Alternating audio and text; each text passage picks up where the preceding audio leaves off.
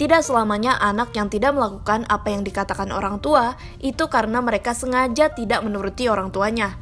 Bisa jadi karena rasa ingin tahunya, kemauan untuk bereksplorasi, dan bereksperimen sehingga bertindak tidak seperti yang orang tua inginkan. Bagaimana caranya agar anak nurut dan pintar? Cara agar anak nurut dan patuh pada orang tua dibutuhkan strategi-strategi tertentu. Seperti yang akan dijelaskan oleh psikolog Suzy Yusna berikut ini. Apa penyebab anak tidak patuh kepada orang tua? Penyebab anak tidak patuh kepada orang tua yang pertama adalah kita permasalahkan dari orang tua dulu ya. Orang tua tidak konsisten terhadap aturan ya.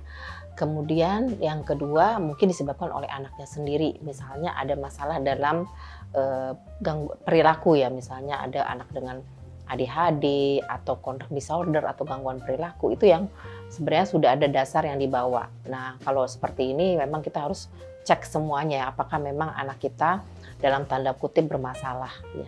Dan ini perlu dilakukan pemeriksaan kepada ahlinya dulu gitu kan, psikiater anak atau psikolog ya, untuk melihat apakah ini tidak patuhnya ini karena masalah yang dibawa sejak lahir atau masalah biologis atau memang karena orang tua gitu.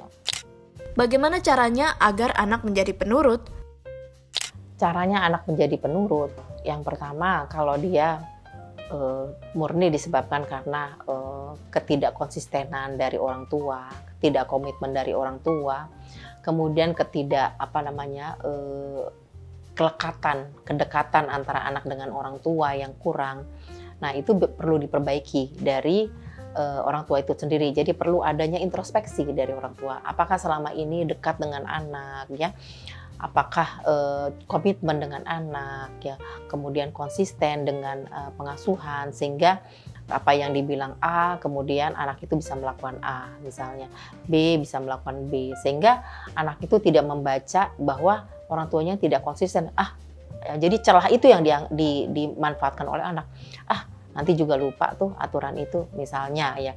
Jadi itu celah-celah itu yang memang nanti akan dibaca oleh anak. Akhirnya menimbulkan perilaku yang tidak patuh. Tapi kalau permasalahan tidak patuhan itu masalah biologis, adanya masalah gangguan dalam tanda kutip mental disorder ya, atau gangguan jiwa dalam tanda kutip yang dibawa sejak lahir, itu harus dilakukan pemeriksaan dan kemudian pengobatan oleh ahlinya.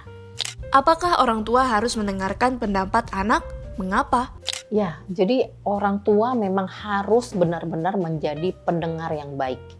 Jadi harus bukan hanya menjadi pendengar yang baik, tapi orang tua harus merangsang atau menstimulasi anak untuk bercerita keadaannya. Nah, inilah yang merupakan tanggung jawab atau strategi dari orang tua untuk mendidik anak supaya patuh kepada apa atau ketentuan yang harusnya dilakukan oleh anak. Apa saja contoh kalimat positif agar anak mau mendengarkan perkataan orang tua?